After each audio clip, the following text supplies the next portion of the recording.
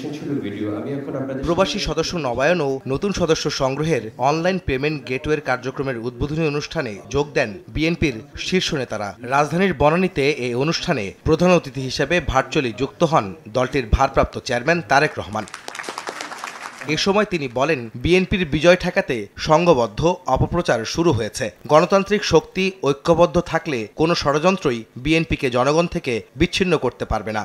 বর্তমানে বিএনপির বিজয় ঠেকাতে সংঘবদ্ধ অপপ্রচার এবং অপকৌশল দৃশ্যমান হতে শুরু করেছে।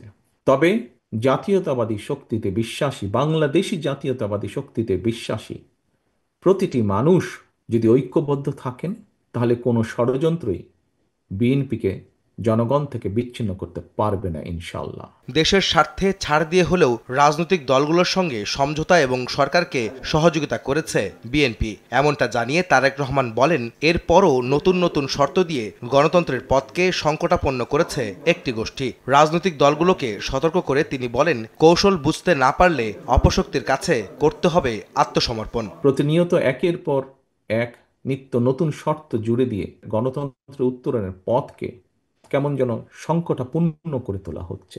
এর পরিণতি সম্পর্কেও আমাদেরকে সতর্ক থাকা অবশ্যই প্রয়োজন। কৌশল এবং অপকৌশলের মধ্যে আমরা পার্থক্য বুঝতে ব্যর্থ হলে কোনো অগণতান্ত্রিক কিংবা অপশক্তির কাছে শেষ পর্যন্ত বিনা শর্তে আত্মসমর্থনের পথে হাঁটতে হয় কিনা বাংলাদেশের এই মুহূর্তে মাঠে থাকা সকল গণতান্ত্রিক রাজনৈতিক দলগুলোকে এমন বিপদের কথাও স্মরণ রাখার জন্য আমি বিনীত অনুরোধ জানাই।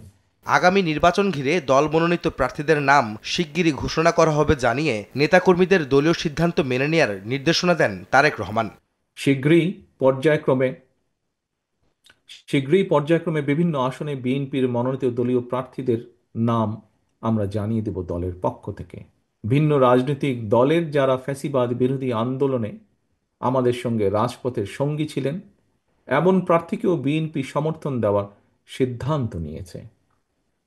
এই বাস্তবতার কারণে হয়তো কিছু সংসদীয় আসনে বিএনপি দলীয় প্রার্থী মনোনয়ন বঞ্চিত হবেন। আপনারা এই বাস্তবতাটিকে মেনে নেবেন দয়া করে। দলের সিদ্ধান্তকেই চূড়ান্ত হিসাবে গণ্য করবেন। বর্তমান সময়েও নারীদের নিরাপত্তা নিয়ে উদ্বেগ প্রকাশ করে বিএনপির ভারপ্রাপ্ত চেয়ারম্যান বলেন, নারী ও শিশুদের নিরাপত্তায় রাষ্ট্র উদাসীন থাকতে পারে না। রাষ্ট্র অবশ্যই উদাসীন থাকতে পারে না। আহমেদ সালেহীন, সময় সংবাদ, ঢাকা।